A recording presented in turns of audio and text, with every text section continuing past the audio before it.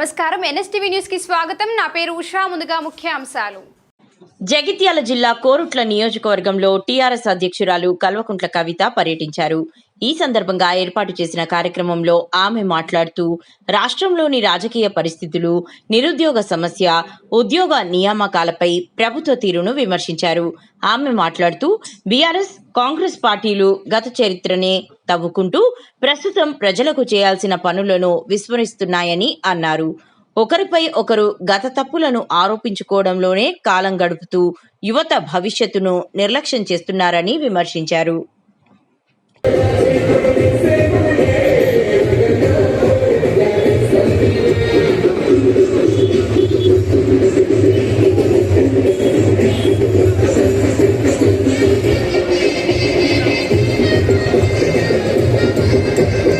నియోజకవర్గంలో ఒక కొత్త చరిత్ర రాయబోతా ఉన్నాం.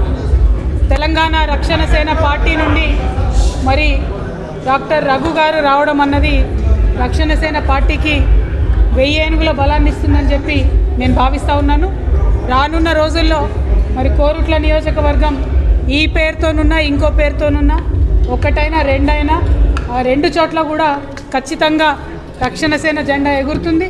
డాక్టర్ రఘు గారి లీడర్షిప్లో, వారి నాయకత్వంలో వారిని శాసనసభలకు తీసుకెళ్లే విధంగా మరి మీరందరూ కూడా ఆశీర్వదించాలని కోరుట్ల నియోజకవర్గ ప్రజల్ని నేను కోరుతా ఉన్నాను. Thank you. జై తెలంగాణ, జై టీఆర్ఎస్.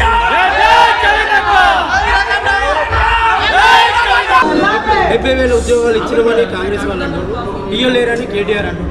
అసలు ఈ రెండు విషయాలలో ఏది సత్యం? అది ఇక్కడ సభలో మాట్లాడుతుంది. ఇవాళ టీఆర్ఎస్ పార్టీ కానీ కాంగ్రెస్ పార్టీ కానీ వాళ్ళు గత చరిత్రను తవ్వుకుంటూ వర్తమానంలో చేయాల్సిన పనుల్ని విస్మరిస్తూ ఉన్నారు. గతంలో నువ్వు తప్పు చేసినావని ఒకలంటే కాదు, నువ్వు తప్పు చేసినావని ఇంకోలని ఇవ్వాల్సిన ఉద్యోగాలు ఇస్తలేరు. ఉదాహరణకు మన కానిస్టేబుల్ ఉద్యోగాలు వేసినప్పుడు మేము పర్ఫెక్ట్గా డిమాండ్ చేసినాం, ఖచ్చితంగా 20,000 ఉద్యోగాలు వేయాలని. చివరికి ముఖ్యమంత్రి గారు తీసుకొచ్చి 5,900, 6,200 ఎంతో వేస్తామని చెప్పారు.